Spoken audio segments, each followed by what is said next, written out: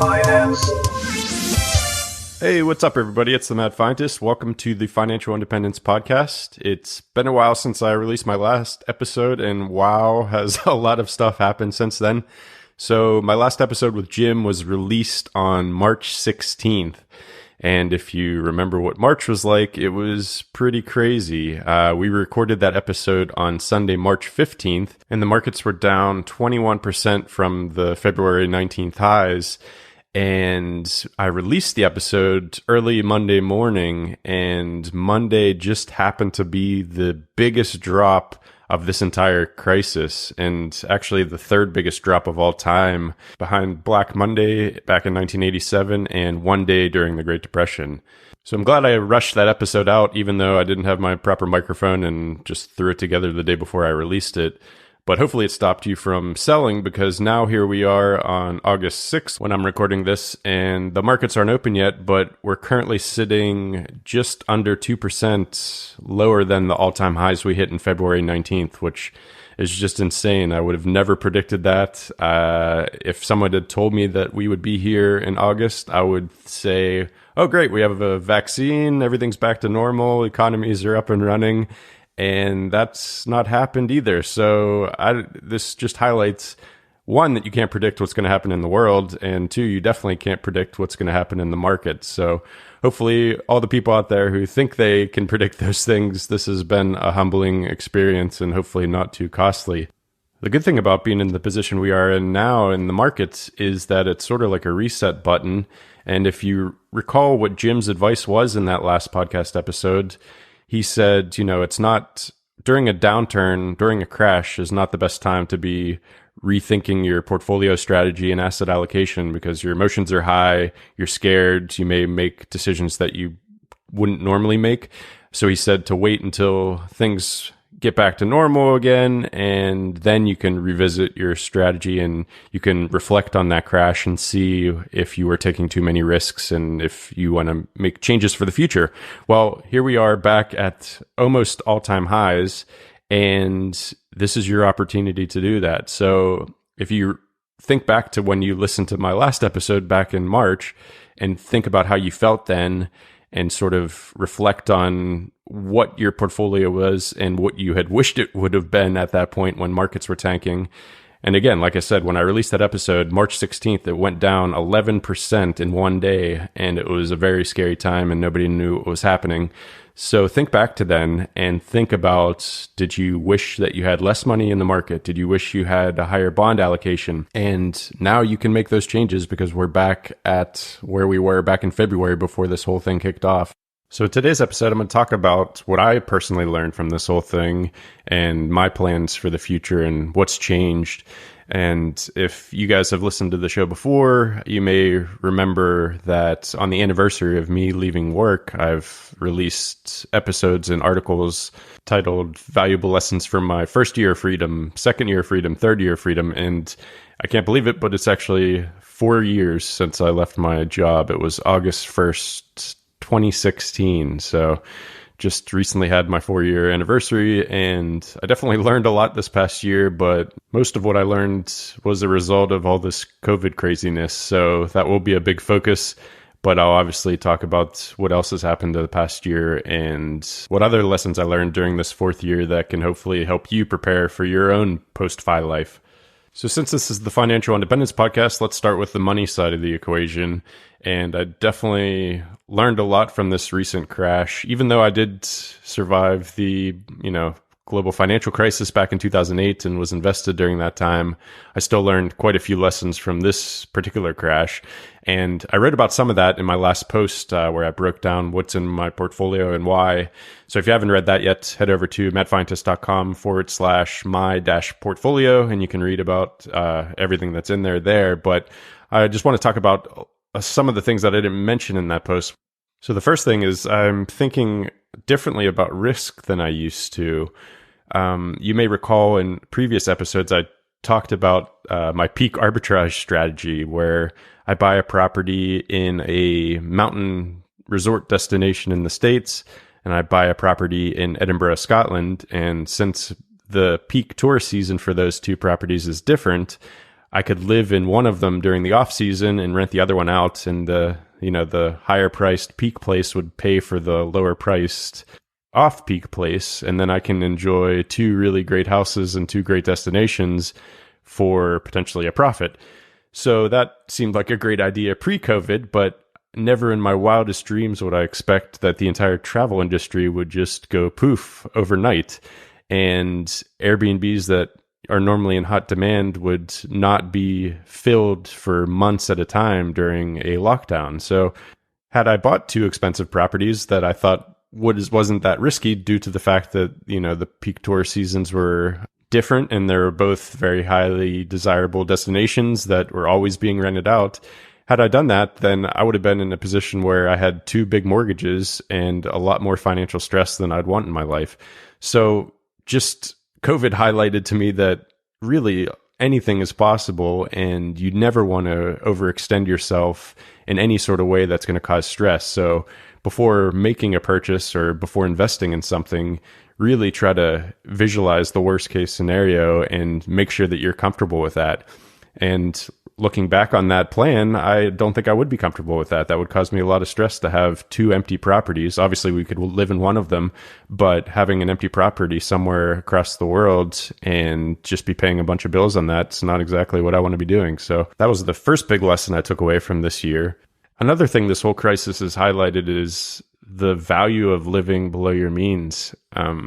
As I've mentioned in past interviews and posts, there's a lot of post-fi income that's come in that I wasn't expecting. So it would have been very easy over the past few years to inflate our lifestyles and start spending more, because who would have thought that the income would just drop off from a global pandemic?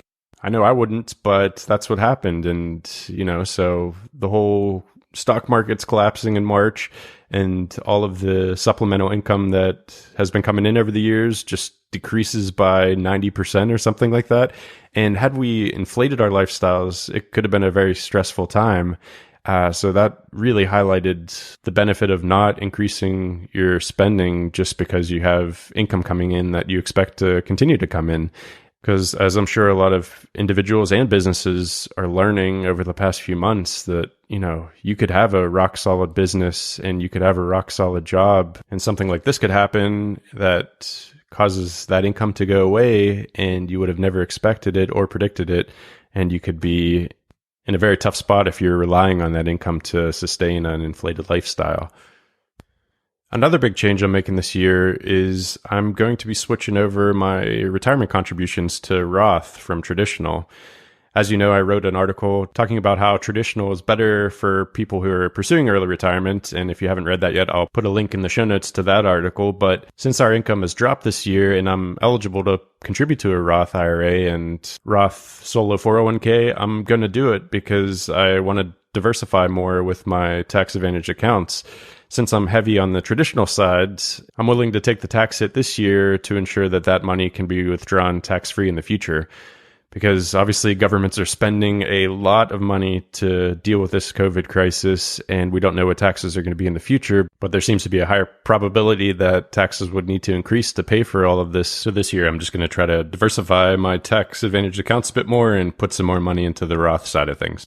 I'm also thinking a bit differently about travel rewards. So if you've read my past articles, you know that I was building up a big stash of miles and points so that the next time there was a big stock market crash, I could use all of those miles and points to travel while being able to funnel as much cash into the down market as I could. Well, I didn't expect that the crash would come with a global pandemic, which means that we can't travel anyway. So that's been interesting because that sort of foiled my plan to use all those points. So I started getting a little bit worried about having huge balances in those programs because airlines are struggling at the moment, hotels are struggling, credit card companies are likely struggling.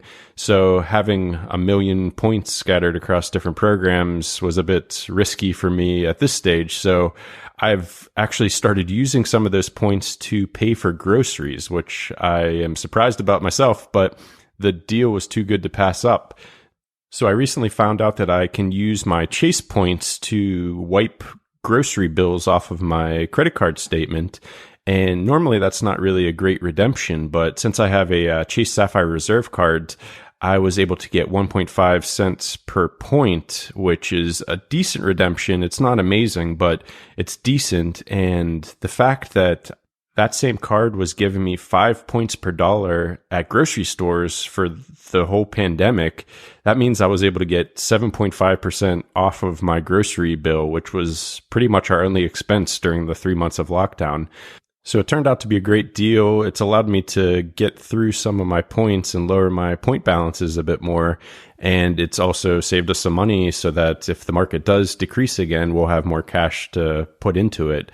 If you're interested in learning more about that card, that has definitely been my go-to card for the last 3 or 4 years. Ever since it came out, I hopped on it as soon as it came out, and it was amazing for travel. But like I said, it's been great for groceries and stuff too during the pandemic. So if you're interested to learn more about that, just head to mattfinetis.com/reserve, and you can read all about it there.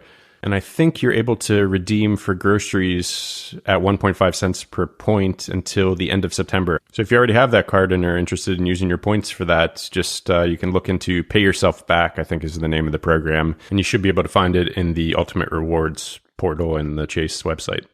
So I think those were the main lessons from a financial standpoint, but this whole crisis has highlighted a bunch of non-financial things as well. If you remember back in April and May, I think there was a lot of mainstream media focus on fire and asking whether this means fire is dead and things like that. And I didn't get into the conversation back then because I thought it was crazy that, our first market pullback and people were thinking that everyone's plans are screwed, which is insane because if you don't plan for these sorts of drops, or if your plan fails at the first drawdown, then you're not really fire in the first place. So it seemed like a crazy argument at the time, but I thought that this whole crisis actually highlighted the benefits of fire more than anything, the value of not having to make decisions for financial reasons and it being in a financial position where you don't have to say yes to anything that you don't want to say yes to, and you don't have to put yourself in a position where you could potentially hurt yourself or others just because you need to get that next paycheck. That is a huge benefit during stressful times like this. Another thing this experience has done is it's sort of highlighted what was good and what wasn't as good about pre-COVID life, because everything sort of went away. So if you're in a position now where you're still sort of under lockdown like we are here in the UK, think back to your pre-COVID life and think about the things that you really miss, and also try to think about what life was like before and all the things you're doing, and think about the things that you haven't missed or you forgot that you even did before, because I'm sure a lot of people have really busy lives, and a lot of that busyness is maybe stuff that's just left over from earlier years, and you've just continued doing it even though it's not as important to you anymore. So now's a great time to think back to the pre-COVID life and make changes and make different plans for the future based on what you've learned. After reflecting on it myself, I learned that after 3 years of post-FI life, I had pretty much dialed in a great routine and a great balance of fun and work that I'm really passionate about. So the life I described in my Valuable Lessons from My Third Year of Freedom podcast, which I'll link to in the show notes, actually is, pretty ideal. And obviously this year is quite different because a lot of the fun half of that lifestyle was cut away because not able to travel and see friends and family like I did in the third year. But it was a good balance. So I know that I was on the right track. And once we get back to post-COVID normal life, then hopefully we can just pick up where we left off, and that's going to be a pretty good trajectory to be on. Speaking of meaningful work, since the fun portion of life was put on hold from all of this COVID stuff, I've been doubling down on the meaningful work aspect. So I've spent lockdown really working hard on a lot of these projects that I've been wanting to make progress on over the years, and have made some really good progress, which is fantastic. And I'm going to tell you a lot more about that in my next episode. So if you're not subscribed, then head to mattfinetis.com/advice. And you can sign up to the email list there, and you'll get a PDF of all the great advice I've got from my financial independence podcast guests over the years. And you'll also find out when I publish my next episode, which is definitely the most excited I've ever been to publish an episode before. So hopefully that's going to come out in September. But yeah, go to mattfinetis.com/advice to sign up to the email list, and you'll get notified as soon as that next episode comes out. But one thing I wanted to mention about working on those meaningful projects is that lockdown hopefully maybe showed you that it's a bit harder than you expect it to be to work on all those things that you always say that you're going to work on. Yes, I realized that lockdown was probably a lot more stressful and weird than normal life would be after you quit your job, but it does take a lot of effort and a lot of learning about yourself to do the things that you have always said you wanted to do. I guess a good way to describe it is sort of like New Year's Day, when you make all these resolutions and you have all this optimism and you think that future you is going to be healthy and active and will be able to avoid all the procrastination issues that you've had to deal with so far. And, you just have this other picture of yourself that's probably not as realistic as you think it is.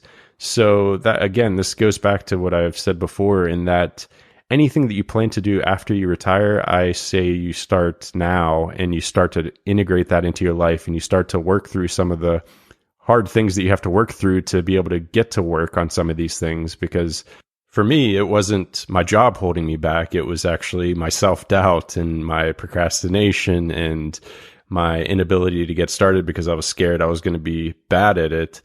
And it was those things that was holding me back. And it wasn't my 9 to 5, because I had plenty of free time. It was just that I used that free time for other things because I was too scared to use it for the things that really mattered. So again, if you can start these things now, even before FI, even before you leave your full-time job, then when you get to FI, you're going to be in a much better position, and you're going to be able to just like hit the ground running, because you're going to have all these hours to use, but you're going to know how to use them. So think about how you used your time during lockdown, if you had any extra time. I know the parents out there probably had less time than they did before lockdown, but if you did have some free time, did you use it how you thought you would? And if you didn't, then how can you start to live that sort of life now, even if you are back to work and you don't have as much free time? Well, I think that's it for this year. There's obviously a lot of stuff that I've learned about myself and about the world that I didn't expect to learn this year. I'd be interested to hear any lessons that you've picked up from the last few crazy months. So just head over to the show notes for this episode and put them in the comments, and I'll look forward to reading those. Again, if you haven't subscribed to the email list or the podcast yet, just head over to madfientist.com/advice or subscribe on iTunes, and then you'll get to know when the next episode comes out. And hopefully that will be sometime in September. And I am seriously so excited about it. And finally, I hope everyone out there is doing okay. I know these are crazy times and a lot of ups and downs and some scary stuff going on. So I hope everybody's healthy. I hope all of your families have been able to stay healthy. So take care. Thanks for listening, and I'll speak to you again soon. Finance.